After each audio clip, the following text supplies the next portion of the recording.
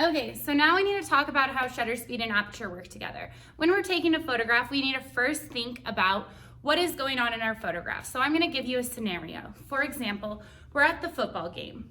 Our quarterback, actually, I don't even know who runs the ball to make the touchdown, so I'm not going to use this reference.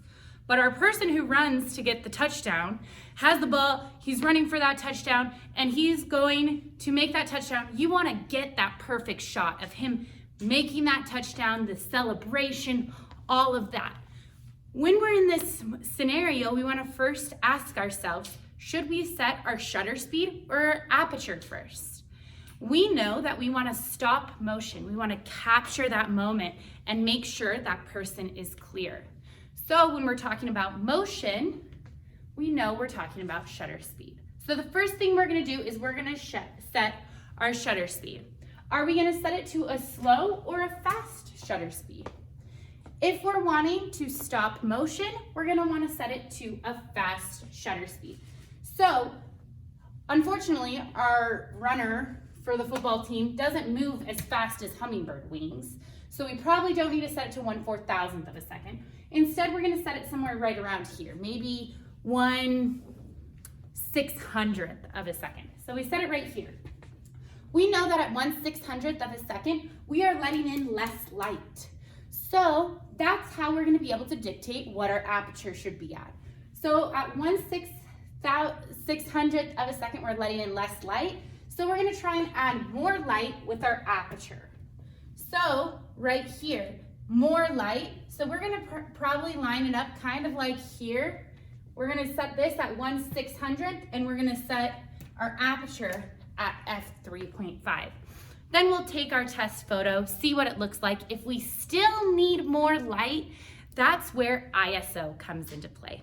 So ISO stands for light sensitivity. And you really don't want to use ISO unless you absolutely have to.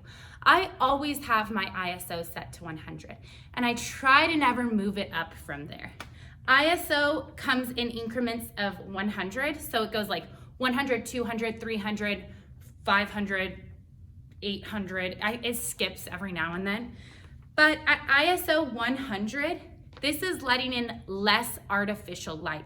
ISO is artificial light.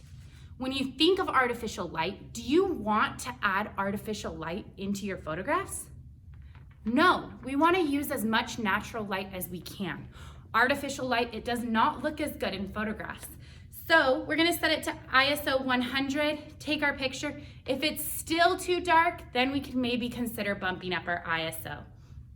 At ISO 100, this is less artificial light.